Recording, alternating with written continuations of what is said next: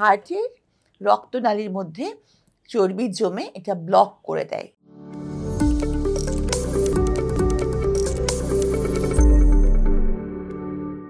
আসসালামু আলাইকুম, আমি ডক্টর সাবরিনা হুসেন। আমি কার্ডিওভ্যাসকুলার অ্যান্ড থোরাসিক সার্জারিতে এমএস করেছি। তো আমি একজন কার্ডিয়াক সার্জন। তা আজকে কথা বলবো কি কি ধরনের খাদ্যাভ্যাস আমাদের হার্টের জন্য খাবেনই না।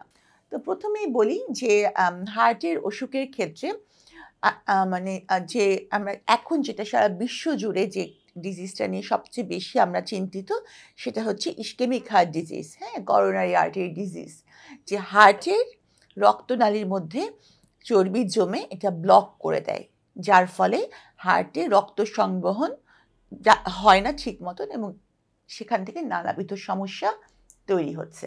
তো এই জন্য আমি বলবো যে অবশ্যই তেল, তৈলাক্ত খাবার, ভাজা পোড়া, তারপরে চর্বি জাতীয় খাবার যেমন গরুর, খাসি, এগুলো চর্বি, মগজ, কলিজা, এগুলো অবশ্যই খুব কম পরিমাণে খাবেন।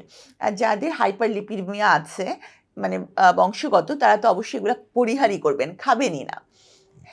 আবার অনেকে ভাবেন যে চর্বি জাতীয় খাবার খাচ্ছি না, কিন্তু মিষ্টি খেলে অসুবিধা কি, কার্বোহাইড্রেট খেলে অসুবিধা কি? কিন্তু মনে রাখবেন কার্বোহাইড্রেট জাতীয় খাবারই কিন্তু চর্বিতে রূপান্তরিত হয়ে বডিতে স্টোর হয়। এজন্য কার্বোহাইড্রেট জাতীয় খাবারও কম খেতে হবে, বিশেষ করে যাদের এই কার্ডিয়াক ডিজিজ যার প্রোন। ঠিক আছে? তো আরেকটা ব্যাপার হচ্ছে ধূমপান। ধূমপান কিন্তু মারাত্মক ক্ষতি করে হার্টের রক্তনালীর জন্য। তো ধূমপান অবশ্যই পরিহার করতে হবে। এটার কোনোই বিকল্প নাই, এটা অবশ্যই পরিহার করতে হবে। সেই সাথে অ্যালকোহল অ্যাবিউজ থেকেও দূরে থাকতে হবে, কারণ সেক্ষেত্রেও কার্ডিয়াক ডিজিজ, তারপরে হচ্ছে গিয়ে ফ্যাটি লিভার বিশেষ করে এগুলা হয়।